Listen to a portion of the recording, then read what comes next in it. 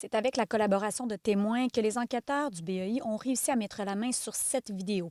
Deux d'entre elles nous ont été partagées. Sur les images, difficiles à regarder, un voisin a filmé un policier qui tente des manœuvres de réanimation sur un adolescent étendu au sol après avoir reçu au moins un coup de feu de la part d'un policier.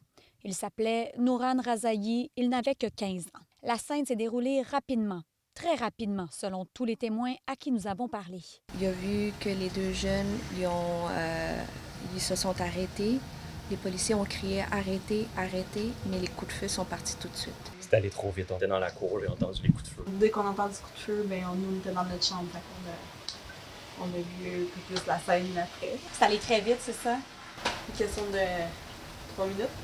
Les enquêteurs ont mis la main sur plusieurs autres objets de la scène, dont une arme à feu appartenant aux policiers, un sac à dos, une cagoule et un bâton de baseball. C'est que les policiers, lorsqu'ils ont ce type d'appel-là, surtout avec le contexte de violence armée, vont être très prêts à réagir, vont être très vigilants. Si on a l'information que les individus seraient armés, il faut toujours avoir un niveau de force supérieur.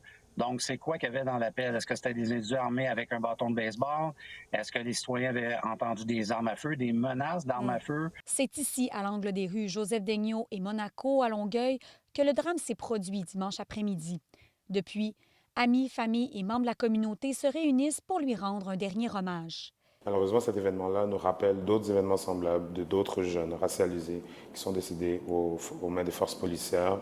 Donc, il y a déjà des traumas qui sont présents en termes des communautés racialisées. Ça m'a touché le cœur parce que c'était juste un petit enfant qui n'était même pas armé, il avait rien, il n'était pas agressif, il était un gars gentil. Il y a de mes amis qui le connaissent. Le Bureau des enquêtes indépendantes a fait le point avec les médias ce matin, ce qui est plutôt inhabituel lorsqu'il mène une enquête. Le 21 septembre dernier, à 16h54, le Bureau des enquêtes indépendantes a déclenché une enquête indépendante. Mais pourquoi une telle transparence? Bien, d'abord pour rassurer le public, mais aussi pour éviter que certains ne mènent leur propre enquête. Nous ne voudrions pas que certaines personnes se rencontrent ou altèrent des éléments de preuve.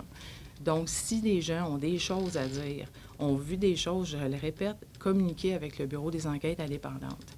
Je suis un peu préoccupée d'entendre qu'il y a certaines petites enquêtes qui se font de façon privée ou indépendante. Puis comme je vous dis, aidez-nous, s'il vous plaît, donnez-nous la preuve telle que vous l'avez et n'essayez pas non plus de faire une concertation lorsque vous nous rencontrez comme témoin. La police de Longueuil confirme que le policier est en congé de maladie pour une période indéterminée. Par ailleurs, son directeur Patrick Bélanger s'est exprimé sur les réseaux sociaux pour dire que son personnel traversait une période difficile depuis dimanche, mais qu'elle partageait également la peine de la famille. Elle collabore pleinement avec l'enquête du BEI. À Montréal, Marc Assimard pour Nouveau Info.